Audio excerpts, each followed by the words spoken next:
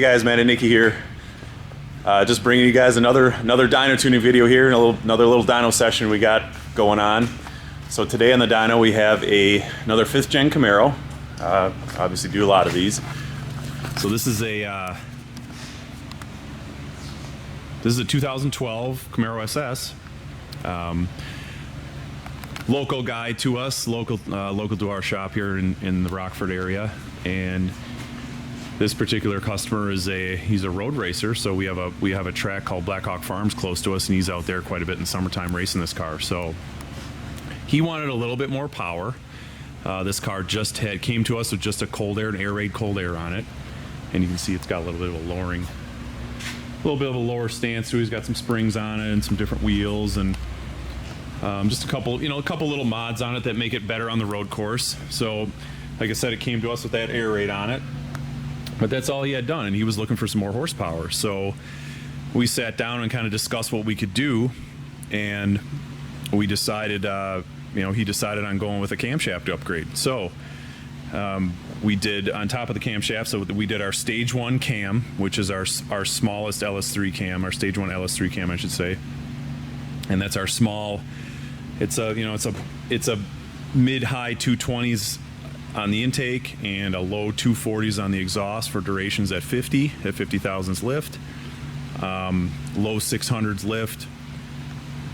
So our camshaft package also comes with some springs. There's obviously a set of springs, hardened push rods, and trunnion upgrades for the rockers. So that's kind of our basic camshaft package.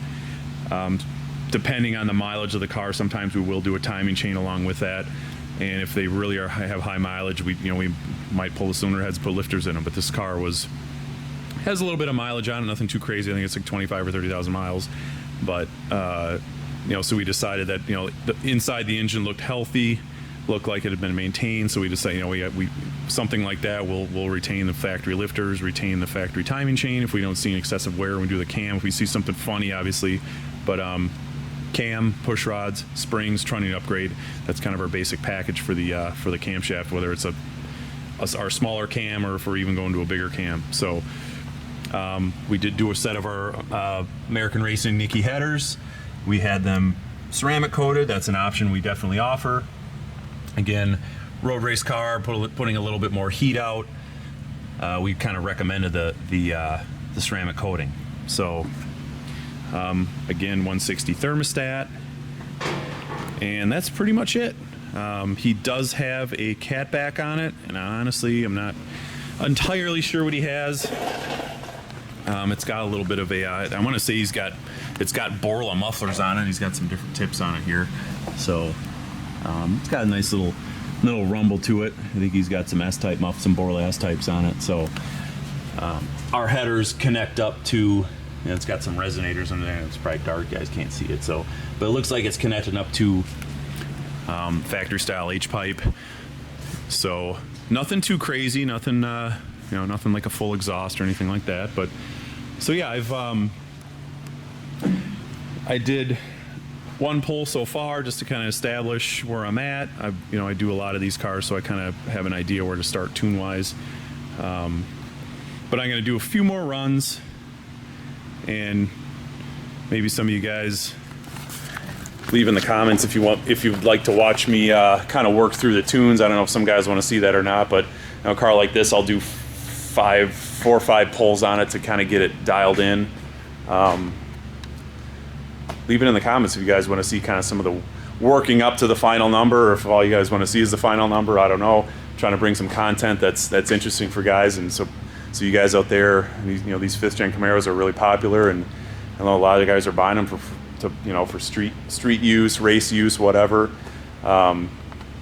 We've been doing them for a long time, so I don't always have to do a ton of pulls on them unless it's something pretty exotic, built motor and some large amount of boost or something like that. But something like this, I'll do 4 or 5 runs on it. So yeah, if you guys want to see, maybe leave in a comment if you guys want to see me do, the second, third, fourth pull, see how I'm working the tune up, and I can kind of show more of that. But obviously at the end of this video, I'll probably show you guys, show you the final run, show you the final number, and maybe show you a data log of how I ended up at the with the tune and where I ended up on timing and fuel and stuff like that. But But otherwise, yeah, as far as this car, we're going to do a few more runs on it.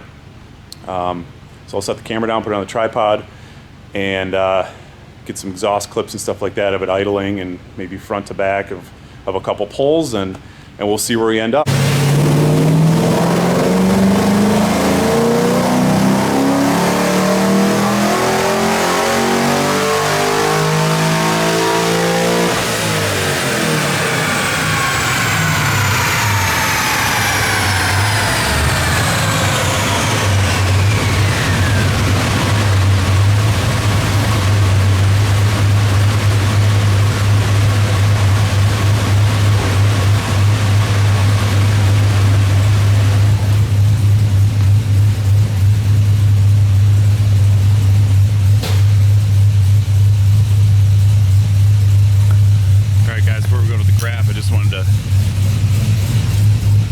Get a little clip of the exhaust, kind of hear that what that cam sounds like.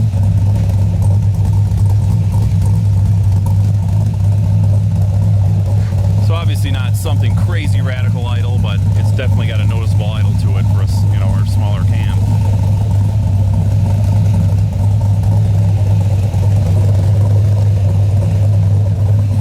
So we'll click it off here. We'll take a look at these graphs. So I left all my working runs up on there just so you guys can kind of see.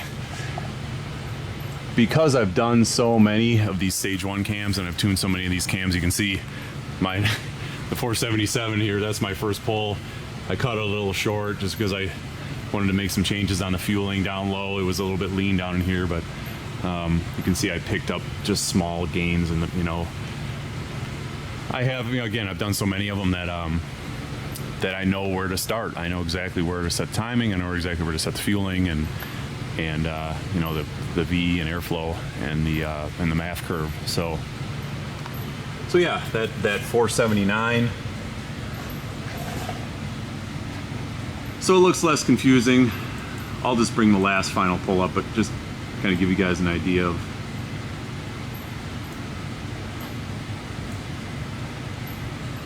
of the process here. I gotta find it here. Bear with me. All right, there we go. So there it is. Just so it's easier to look at just one curve, and you can kind of see what that power curve of that camshaft looks like.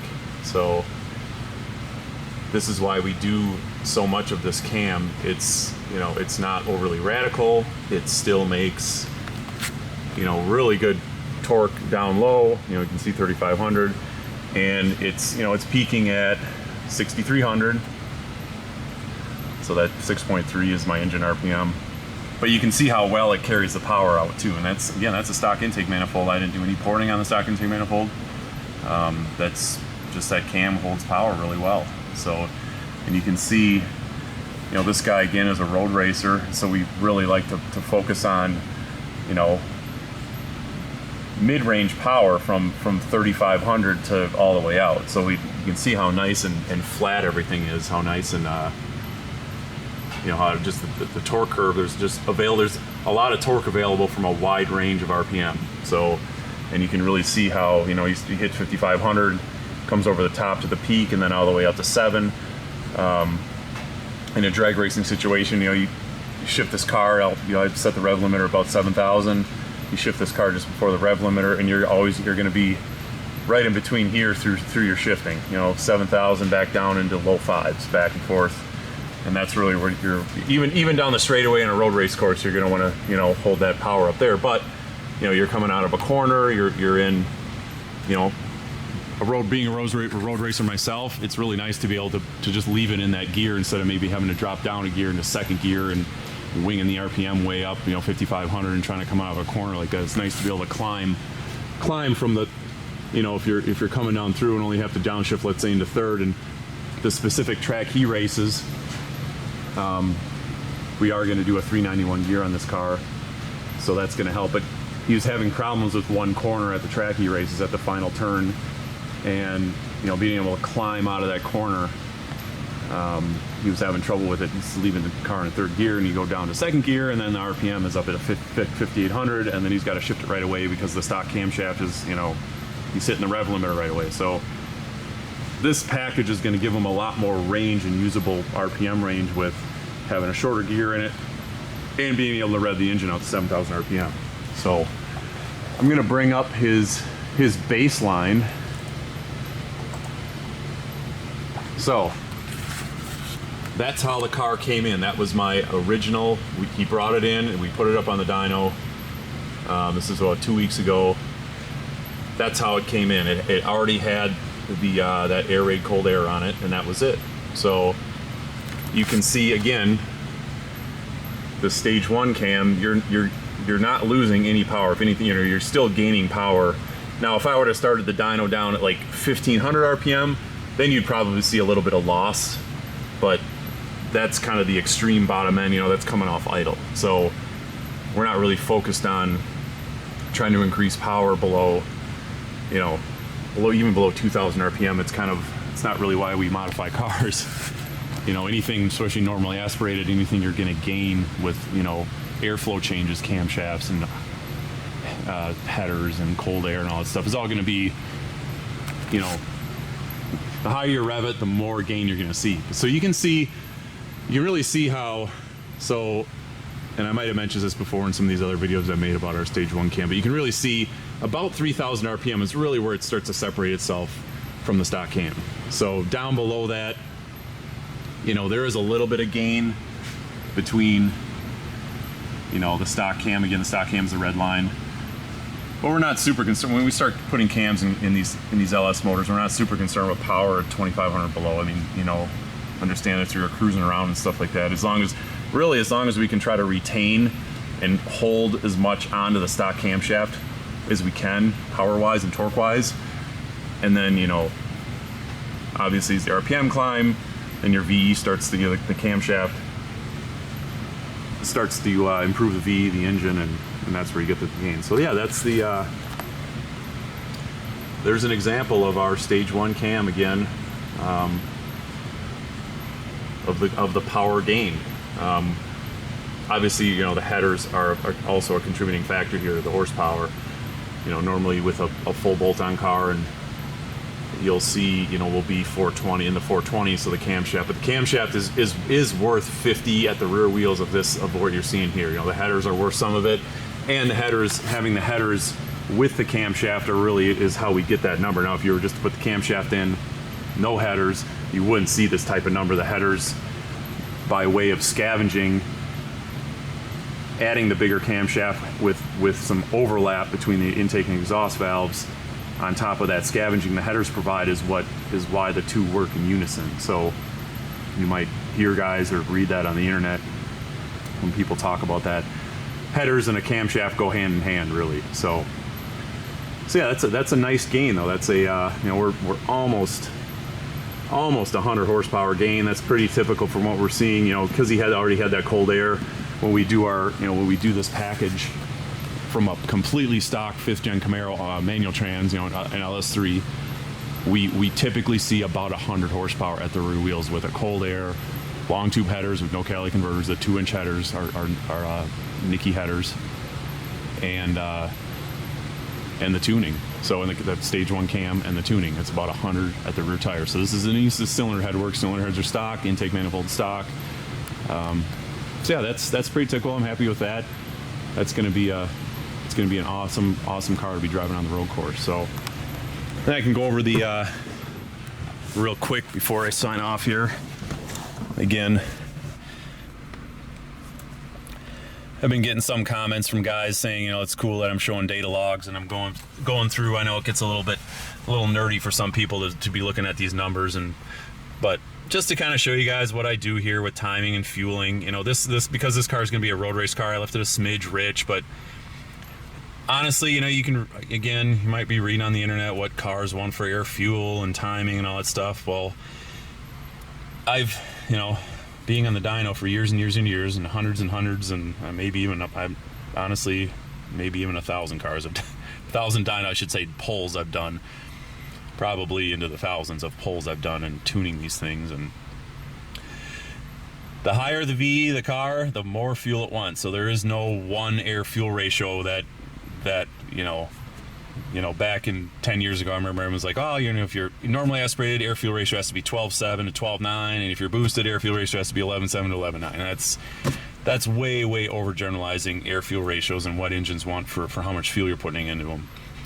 Generally, the way I see it, and the way from tuning so many cars, you know, up to a certain point, the higher the VE of the engine, the more fuel it wants. So even naturally aspirated. Now, if you have a completely stock car, and they will make the most power in high 12s, maybe 13.0, you know, with a small stock emission style camshaft, you know, a stock airbox. Now, when you add a cam and you increase the volumetric efficiency of the engine, even though being NA, they will make more power slightly richer than that. I find 12, you know, when we're talking a gasoline stoic 14.7 scale, you know, gasoline scale of straight gas at 14.7, I find 12.4 to 12.5. You know, if you're talking an E10 scale, you know, 12, you know, low 12s. That's where they'll make the most power. So that's just my personal, what I've found on the dyno. I mean, you know, when you're chasing, you can see earlier in that video, I showed you those 3 runs. I picked up 3 horsepower. That was actually from getting the air fuel straightened out. I was a little bit lean in some spots, and I richened it up a little bit and added a degree of timing just to trim off those last couple horsepower. And obviously going down a drag strip or down the straightaway front straight of a road course, I don't know if you noticed 3 horsepower, but you know, I like to, you know, while I got on the dyno, you might as well get it to the point where it's making as much horsepower as possible. So I'll play with it a little bit and spend a little extra time versus just whipping through the tunes here. So yeah, you know, peak VE, down low, I put some timing in them. Again, air mass, this is really follows the VE of the engine, this teal line here.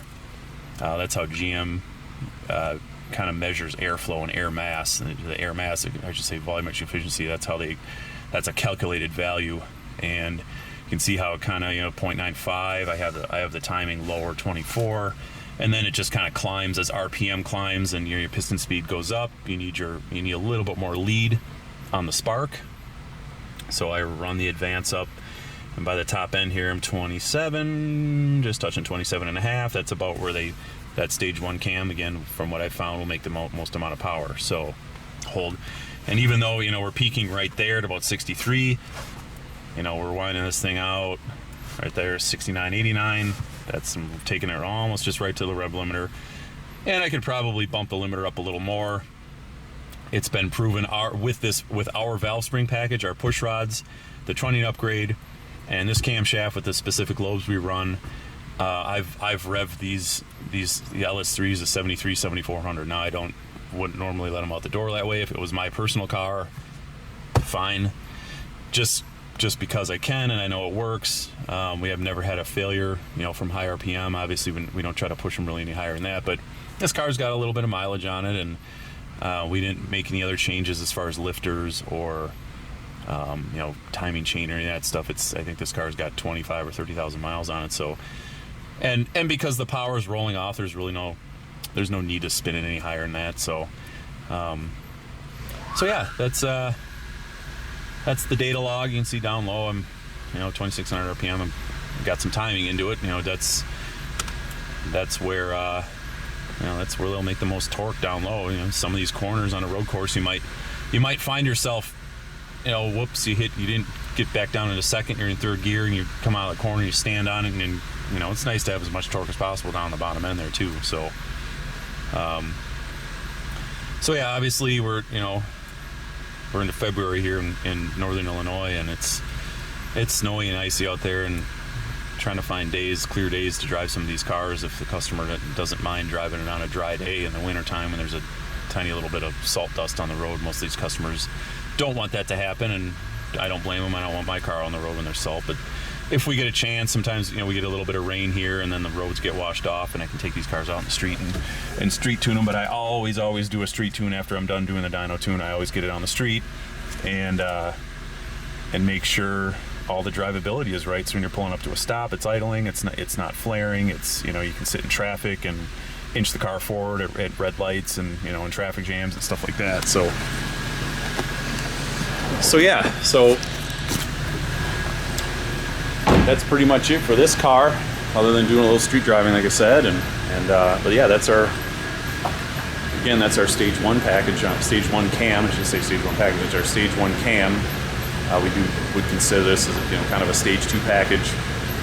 Headers, cam, cold air. This customer obviously had some of these parts on it before he brought it to us, and we didn't do all the parts, but he's got, Airaid intakes are good intakes. They make good power, obviously. Our headers, our small cam, a little bit of throttle body porting on that. That's worth a little bit of the power too. We see 5-6 horsepower from porting throttle body, so that's always something we do real quick and easy. I spend a little bit of time, pull it off. I hand port the throttle bodies myself. I've done lots and lots of those, and improves the throttle response a little bit, and it is worth a little bit of power up in the top end, especially on a cam package like this. So, but yeah, otherwise, that'll be it on this car. Thanks for watching, and look forward to bringing you guys some more videos.